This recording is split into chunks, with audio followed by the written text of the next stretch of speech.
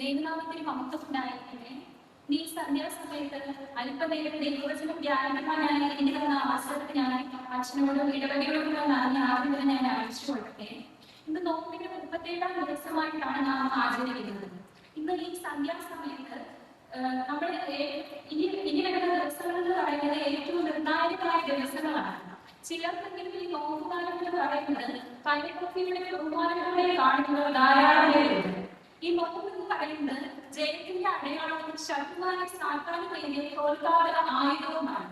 ഇന്ന് 37-ാം ദിവസം നമ്മൾ സഭയായി തിരഞ്ഞെടുത്തിരിക്കുന്ന ധ്യാന വിഷയം ക്രിസ്തു ശരീരമാകുന്ന സഭ എന്നതാണ്. അതിന് ആസ്പദമായ വേദഭാഗം വിശുദ്ധ യോഹന്നാന്റെ സുവിശേഷം 2-ാം അധ്യായം 18 മുതൽ 22 വരെയുള്ള ഭാഗങ്ങളാണ്. വിശുദ്ധ യോഹന്നാന്റെ സുവിശേഷം 2-ാം അധ്യായം 18-19 വാക്യങ്ങൾ ഞാൻ പറയുന്നു. എന്നാൽ യഹൂദന്മാർ അവരോട്, നിനക്ക് ഇങ്ങനെ ചെയ്യാമെന്നതിന് നീ എനിക്ക് അടയാളം കാണിച്ചു തരുമെന്ന് ചോദിച്ചു. യേശു അവരോട്, ഈ മണ്ണിനോടൊപ്പം ഞാൻ 3 ദിവസത്തിനകം അവനെ പള്ളിയിലെന്ന് ഉത്തരം പറഞ്ഞു. നമുക്ക് പ്രാർത്ഥിക്കാം. സ്നേഹനായ ഞങ്ങൾ അനേകമേ സ്തുതിയുണ്ടാകുന്നു. ഇന്ന് പകൽക്കാലങ്ങളുടെ ഞങ്ങളെ കാത്തുപരിപാലിച്ചു. വരാനായ നാമത്തിനുകളിൽ നിന്ന് അത്ഭുതകരമായി ഞങ്ങളെ വിളിച്ചിട്ടുള്ളവരായ ഇതാ നിങ്ങൾ അല്പസമയം അവരുടെ ആലയത്തിൽ ഇരിക്കുന്നു. ദൈവമേ, അടിയനിത് അവരുടെ വചനവുമായി നിൽക്കുകയാണ്. അടിയന്റെ വാക്കുകളും ഹൃദയത്തിന്റെ ജ്ഞാനവും എന്നെ യഹോവയ്ക്ക് പ്രസാദകരമായി തീർക്കണമേ. ആമേൻ.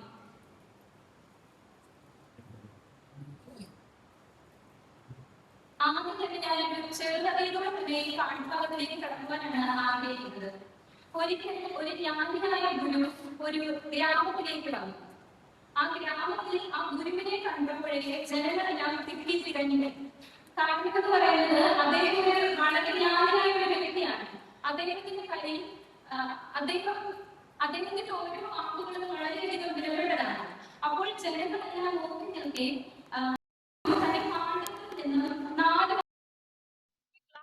അദ്ദേഹം പുറത്തേക്ക് എടുത്തു. അത് കണ്ടപ്പോൾ അവിടെ നിന്ന് ജനങ്ങൾക്ക് വളരെയധികം കൗതുകമാണ് തോന്നിയത്.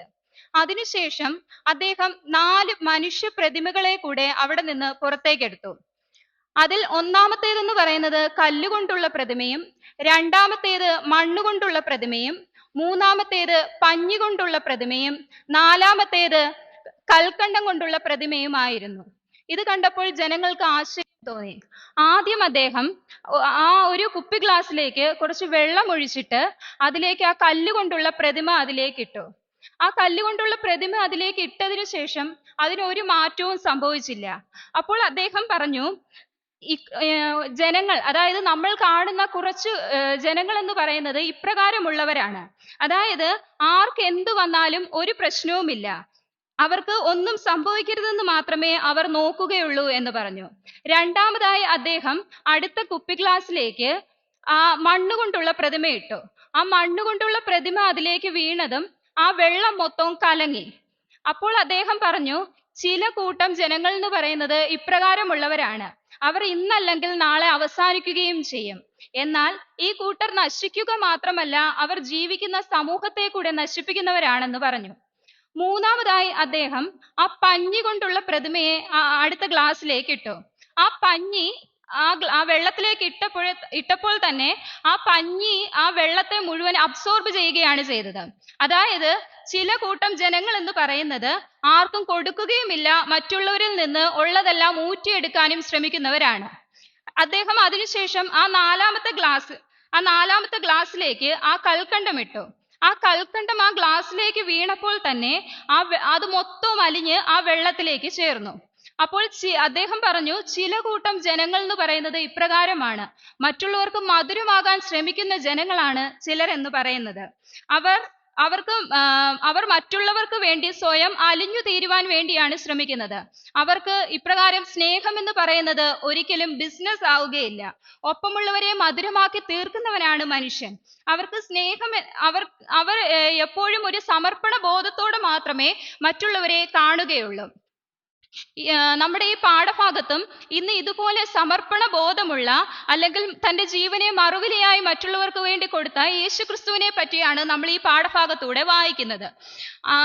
നമ്മൾ ഇന്ന് ഏവൻഗേലിയോൻ വായിച്ച ഭാഗമാണ് ഇന്ന് ഞാൻ ഇവിടെ എടുത്തിരിക്കുന്നത്. അതിന്റെ യോഹന്നാൻ എഴുതിയ സുവിശേഷം 2-ാം അധ്യായം ആദ്യം മുതൽ തന്നെ വായിക്കുമ്പോൾ കാനായിലെ കല്യാണത്തിന് ശേഷം പെസഹ പെരുന്നാൾ അടുത്തതിനാൽ യേശു ദേവാലയത്തിലേക്ക് കടന്നു വരുന്നതാണ് അവിടെ കാണുവാൻ സാധിക്കുന്നത്. ഈ പാഠഭാഗത്തെ ആസ്പദമാക്കി 3 കാര്യങ്ങളാണ് ഞാൻ ഇവിടെ പറയുവാൻ ഉദ്ദേശിക്കുന്നത്. ഒന്നാമതായി ദേവാലയത്തിന്റെ ശുചീകരണം.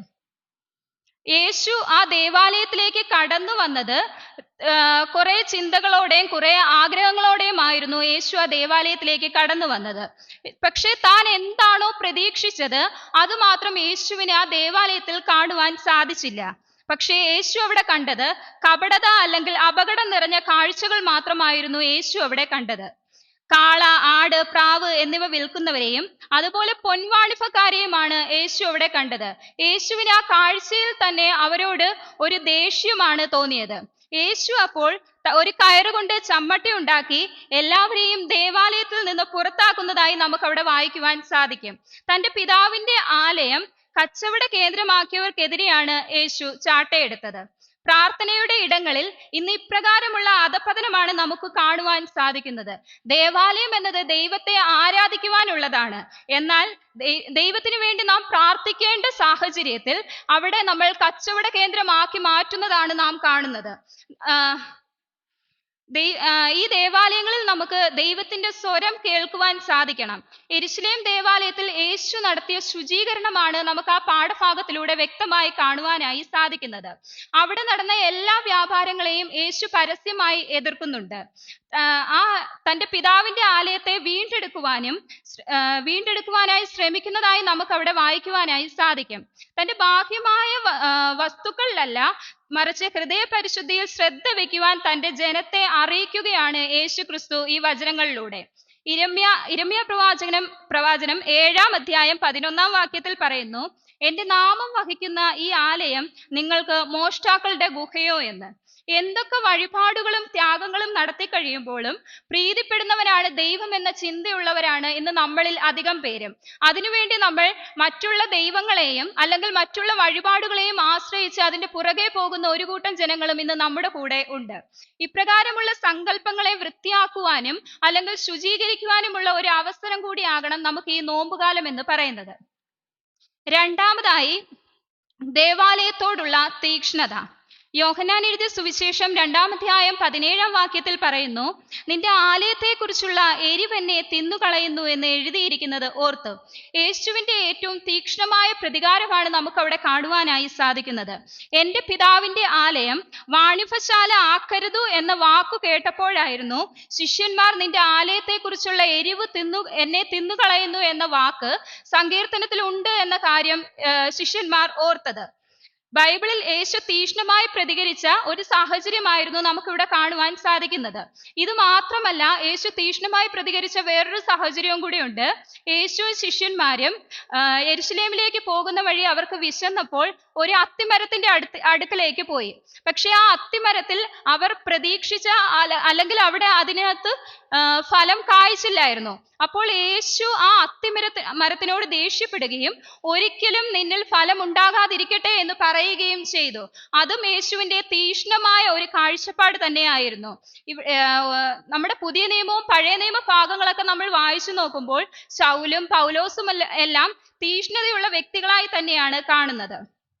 ഈ ഭാഗത്ത് തീക്ഷ്ണത എന്ന് പറയുന്നത് ദൈവത്തോടുള്ള തീവ്രമായ സ്നേഹവും വിശ്വസ്തതയും സേവന മനോഭാവം എന്നിവയൊക്കെയാണ് സൂചിപ്പിക്കുന്നത്. ദേവാലയത്തോടുള്ള ആവേശവും നന്മ ചെയ്യുവാനുള്ള ഉത്സാഹവും കർത്താവിനെ സേവിക്കുന്നതിലെ ആവേശവുമെല്ലാം നമുക്കിവിടെ വ്യക്തമായി പ്രകടമാകുന്നു. മടിയോ ആലസ്യവും ഇല്ലാതെ ഏതൊരു നല്ല കാര്യവും പ്രവർത്തിക്കാനുള്ള തീവ്രമായ ആഗ്രഹമാണ് തീക്ഷ്ണത എന്ന് പറയുന്നത്. ഓരോ വ്യക്തിക്കും ഓരോരോ കാര്യങ്ങളിലായിരിക്കും തീക്ഷ്ണത എന്ന് പറയുന്നത്. നമ്മൾ ഈ അടുത്തിടെയായി അടുത്തിടെയായി ന്യൂസ് പേപ്പറുകളിലും സമൂഹ മാധ്യമങ്ങളിലും കണ്ടതാണ്. ശ്രീജ എന്ന ഒരു പെൺകുട്ടി, IFS-കാരിയായ പെൺകുട്ടി, അതൊരു സന്തോഷകരമായ വാർത്തയായിരുന്നു. അവൾ എന്ന് പറയുന്നത് അവൾ തന്റെ ഏഴാം ക്ലാസ്സിൽ പഠിച്ചപ്പോഴായിരുന്നു IAS അല്ലെങ്കിൽ IFS എന്നുള്ളൊരു ചിന്ത അവളുടെ മനസ്സിലേക്ക് കയറി കൂടിയത്. അതിനുവേണ്ടി അവൾ കഠിനമായി പ്രയത്നിച്ചു, അവൾ ദൈവത്തോട് പ്രാർത്ഥിച്ചു. അവൾ തന്റെ മാതാപിതാക്കൾ എന്ന് പറയുന്നത് കൂലിപ്പണിക്കാരായിരുന്നു. എങ്കിൽ പോലും അവൾ ഒരിക്കലും അവിടെ പതറിയില്ല. തന്റെ ആഗ്രഹം നടത്താനുള്ള ശ്രമമായിരുന്നു അവൾ അവിടെ കാഴ്ചവെച്ചത്. അവൾ ഒരിക്കലും ഒരു പ്രവാചകിയോ ഒന്നും അല്ലായിരുന്നു. എങ്കിൽ പോലും അവിടെ തേക്കാത്ത ആ ചുവരുകൾക്കുള്ളിൽ അവൾ എഴുതി വെച്ചിട്ടുണ്ടായിരുന്നു ശ്രീജ ഈസ് IFS എന്ന്. എക്സാമിന് പോകുന്നതിന് മുന്നേ തന്നെ അവൾക്കൊരു കാഴ്ചപ്പാടുണ്ടായിരുന്നു, ഞാനിത് നേടിയെടുക്കും എന്നുള്ളത്. അത് അവളുടെ ആ ഒരു തീഷ്ണതയാണ് നമുക്കവിടെ കാണുവാനായി സാധിക്കുന്നത്. അവൾ അതിനുശേഷം എക്സാം എഴുതിയിട്ട് വന്നിട്ടും പറഞ്ഞു, ഇതെന്റെ ആദ്യത്തെ അറ്റംപ്റ്റ് ആണ്, ഇനി ഞാൻ ഇതിനു വേണ്ടി ഒരിക്കലും ശ്രമിക്കുകയില്ല എന്ന്. പക്ഷെ അവളുടെ ആഗ്രഹം തന്നെയാണ് നടന്നത്. അവൾ എല്ലാ ഇന്റർവ്യൂകളിലും അവൾ പറയുന്നുണ്ട്, തന്റെ മാതാപിതാക്കളുടെ സപ്പോർട്ടും അല്ലെങ്കിൽ ദൈവത്തോടുള്ള പ്രാർത്ഥനയും തന്റെ ഹാർഡ് വർക്കിങ്ങുമാണ് അവൾക്കത് നേടിയെടുക്കുവാനായി സാധിച്ചത് എന്ന്. APJ അബ്ദുൽ കലാം തന്റെ പുസ്തകങ്ങളിൽ എഴുതിയിട്ടുണ്ട്, താൻ ഏതൊരു യജ്ഞത്തിൽ ഏർപ്പെടുന്നതിന് മുമ്പും താൻ ഇപ്രകാരമാണ് പ്രാർത്ഥിക്കുന്നത്: ദൈവമേ, ഞാൻ ഈ പ്രവൃത്തി പൂർത്തീകരിക്കുവാൻ കഴിവുള്ളവനല്ല, എന്നാൽ എൻ്റെ ഈ ചെറിയ കഴിവുകൾക്കൊപ്പം അവിടുത്തെ ശക്തി കൂടി സംയോജിപ്പിച്ച് സഫലമാക്കുവാൻ സഹായിക്കണമേ എന്ന്.